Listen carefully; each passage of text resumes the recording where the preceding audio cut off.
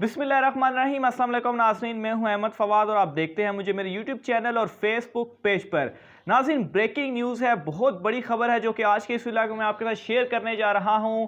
Election commission और हुकूमत का जो आपस में मामला इस वक्त चल रहा है इलेक्ट्रॉनिक वोटिंग मशीन को लेकर, जो एक लड़ाई झगड़ा जितनी इस वक्त शिद्दत इख्तियार कर चुका है, इस मामले के ऊपर, इस तमाम मामले के ऊपर सुप्रीम कोर्ट ऑफ पाकिस्तान की जानिब से एंट्री जो है वो कर दी गई है। एक बहुत अहम हुक्म, और आज छुट्टी के रोज़ नाज़रीन ये जो हुक्म जारी हुआ है, इस हवाले से बहुत अहम तफसीलात है, एक्सक्लूसिव तफसीलात है जो कि आज के इस इलाके में आपके साथ शेयर करने जा रहा हूँ। इलेक्शन कमीशन ऑफ पाकिस्तान की जानिब से जो इस वक्त रवैया है, उसको अगर ये कहा जाए कि अफसोसनाक है तो वो गलत नहीं होगा, क्योंकि जिस किस्म के भोंडे सवालात या ये कहा जाए कि जिस किस्म के एतराज़ात उन्होंने उठाए हैं, उससे यही जाहिर होता है कि वो ये चाहता ही नहीं है कि इलेक्ट्रॉनिक वोटिंग मशीन का इस्तेमाल जो है वो आइंदा इंतखाबात में हो, उसकी नीयत ही नहीं है काम करने की। इसी वजह से हुकूमती वुज़रा की जानिब से जो इल्ज़ामात लगाए जा रहे हैं, वो एक मरतबा बंदा सोचने के लिए भी मजबूर हो जाता है कि जिस तरह के उन्होंने एतराज़ात लगाए हैं,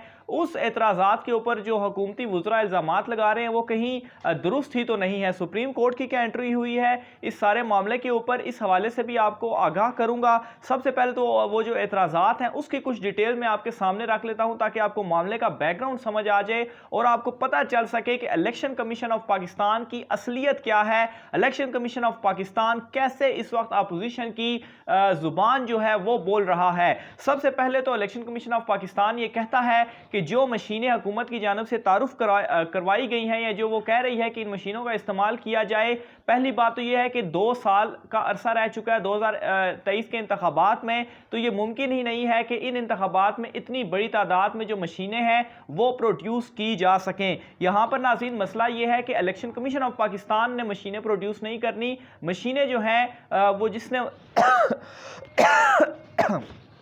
माफ़ कीजिएगा, मशीनें जो हैं वो जिस वजारत ने प्रोड्यूस करनी है, उनकी जानिब से पहले ही ये मौक़िफ़ सामने आ चुका है कि सिर्फ 6 माह से भी कम अरसे के अंदर ये जो मशीनें हैं वो सारी वो प्रोड्यूस कर देंगे।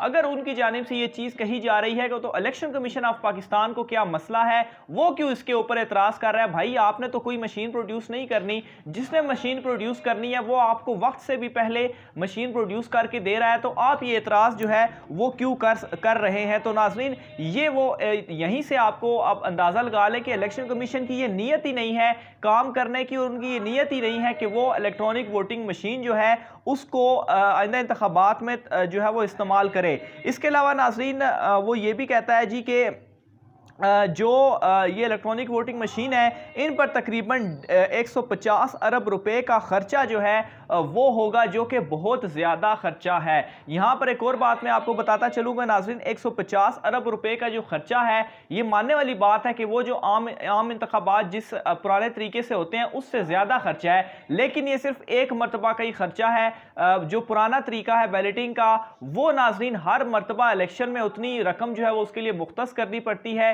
ये जो 150 अरब है ये एक मरतबा का बजट है, उसके बाद इन मशीनों का जो इस्तेमाल होगा वो हर इलेक्शन में किया जा सकेगा, इसलिए ये कोई महंगा जो खर्चा है वो नहीं है। अच्छा, इसके अलावा वो कहते हैं जी कि अगला जो उनका लतीफ़ा है एक, कि जो इलेक्ट्रॉनिक वोटिंग मशीन है वो तहवील में किसकी रहेगी, तो ऑब्वियसली इसके ऊपर तो कोई क्वेश्चन ही नहीं है कि वो किसकी तहवील में रहेगी। Obviously election commission of Pakistan की तहवील में रहेगी। जब वो इलेक्शन करवाने होंगे, वो मशीन अपने साथ ले जाएंगे, वहाँ पर वोटिंग होगी, उसके बाद election commission of Pakistan machine वापस लेगा और मशीन उनकी तहवील में जो है वो रहेगी। तो ये एतराज़ जो है वो बिल्कुल भोंडा किस्म का एतराज़ है, और ये इन एतराज़ात, आगे मैं आपको ऐसे ऐसे एतराज़ात बताऊंगा कि आप हंसने पर मजबूर हो जाएंगे और सर अपना पकड़ लेंगे कि ये क्या एतराज़ात जो इलेक्शन कमीशन ऑफ पाकिस्तान है उसकी जानिब से जो है वो किए गए हैं। अच्छा, इसके अलावा नाज़रीन वो ये कहते हैं जी कि ये जो मशीन है वो फ्रॉड को नहीं रोक सकती। अच्छा देखें, मशीन फ्रॉड को किस तरीके से रोकेगी? मशीन का तो काम है खाली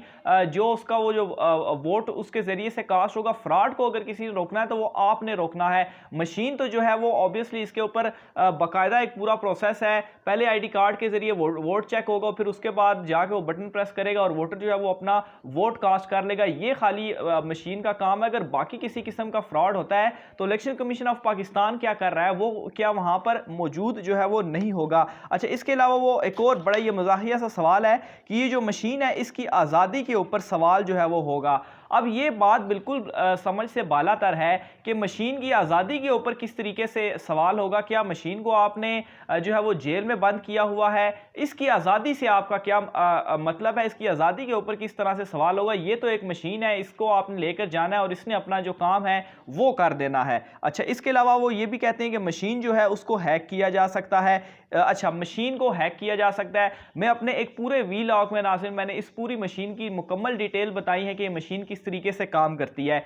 हैकिंग का सवाल ही पैदा नहीं होता, ना इसके साथ कोई वाईफाई डिवाइस है, ना इसके अंदर कोई इंटरनेट है, ना ब्लूटूथ है।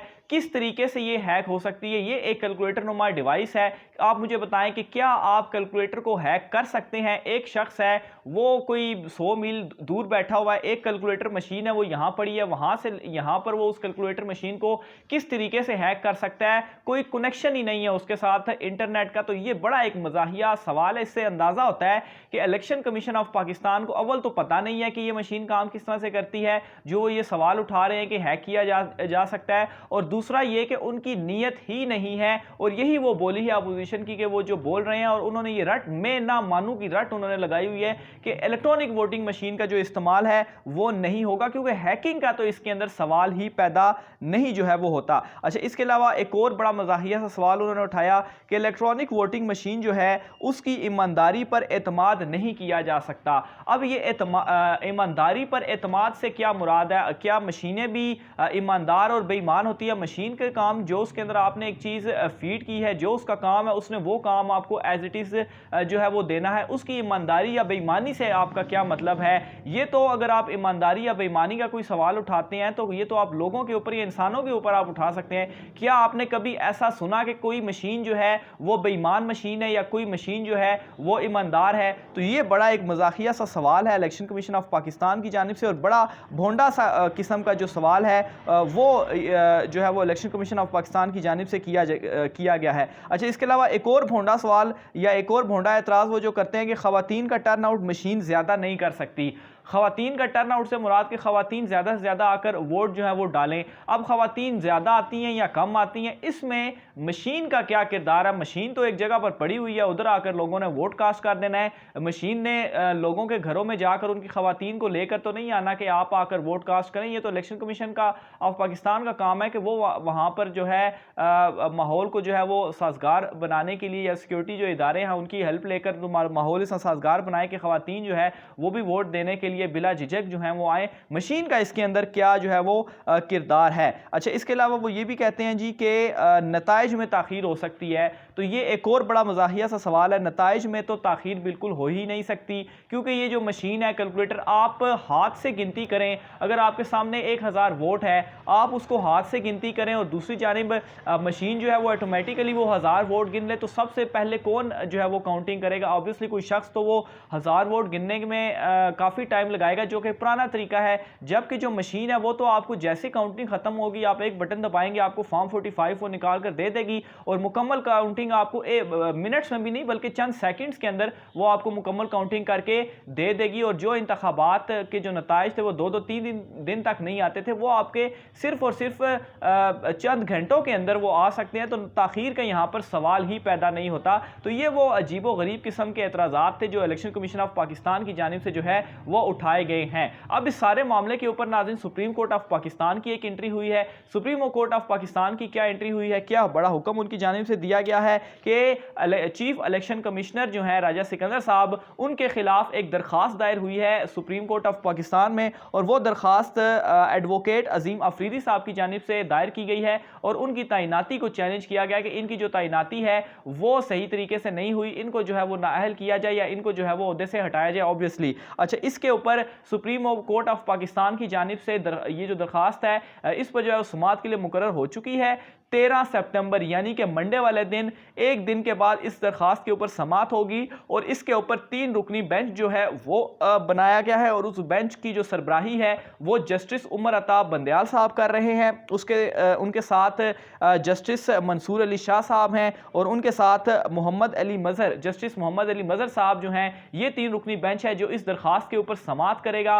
और चीफ इलेक्शन कमिश्नर की जो तैनाती है वो अब ये जो सुप्रीम कोर्ट में जो है वो अब चलेगी। अव्वल तो चीफ इलेक्शन कमिश्नर साहब, आप ये सारे एक तो भोंडे एतराज़ात, या अगर वो जो हुकूमती वज़रा कह रहे हैं कि आपने पैसे लिए हुए हैं और आप जो है वो अपोजिशन की बोली बोल रहे हैं, तो इन एतराज़ात के साथ तो यही तासुर मिलता है कि वाकई ये चीज़ें शायद दुरुस्त हैं। बहरहाल आप अपनी तैनाती का तो पहले जवाब दें कि आपकी जो तैनाती है वो ही दुरुस्त नहीं हुई। सुप्रीम कोर्ट ऑफ पाकिस्तान की जानिब से ये बेंच तो जो है वो मुकर्रर कर दिया गया है।